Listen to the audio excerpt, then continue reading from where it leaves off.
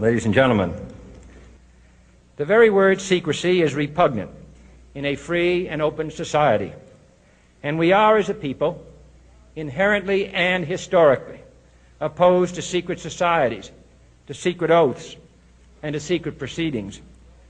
We decided long ago that the dangers of excessive and unwarranted concealment of pertinent facts far outweighed the dangers which are cited to justify it. Even today, there is little value in opposing the threat of a closed society by imitating its arbitrary restrictions. Even today, there is little value in ensuring the survival of our nation if our traditions do not survive with it. And there is very grave danger that an announced need for increased security will be seized upon by those anxious to expand its meaning to the very limits of official censorship and concealment. That I do not intend to permit to the extent that it's in my control. And no official of my administration, whether his rank is high or low, civilian or military, should interpret my words here tonight as an excuse to censor the news, to stifle dissent, to cover up our mistakes, or to withhold from the press and the public the facts they deserve to know. For we are opposed around the world by a monolithic and ruthless conspiracy that relies primarily on covert means for expanding its sphere of influence, on infiltration instead of invasion, on subversion instead of elections, on intimidation instead of free choice, on guerrillas by night instead of armies by day.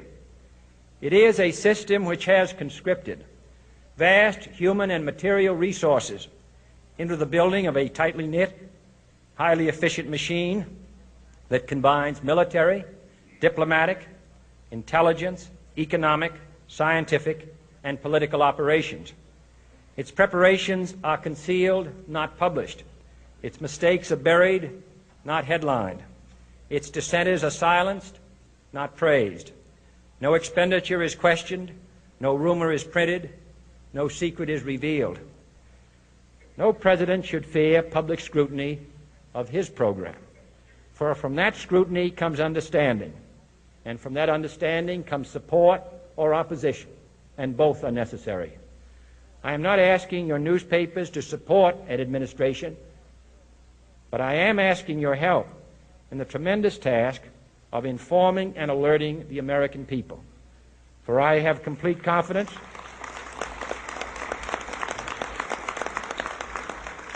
in the response and dedication of our citizens whenever they are fully informed.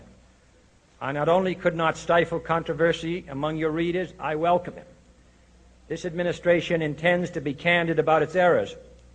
For as a wise man once said, an error doesn't become a mistake until you refuse to correct it.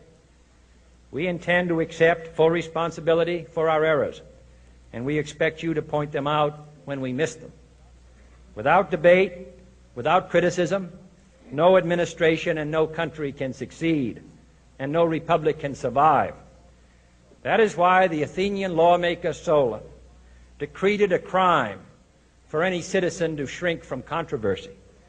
And that is why our press was protected by the First Amendment, the only business in America specifically protected by the Constitution, not primarily to amuse and entertain, not to emphasize the trivial and the sentimental, not to simply give the public what it wants, but to inform, to arouse, to reflect, to state our dangers and our opportunities, to indicate our crises and our choices, to lead, mold, educate, and sometimes even anger public opinion.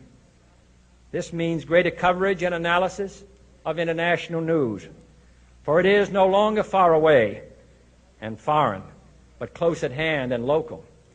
It means greater attention to improved understanding of the news, as well as improved transmission.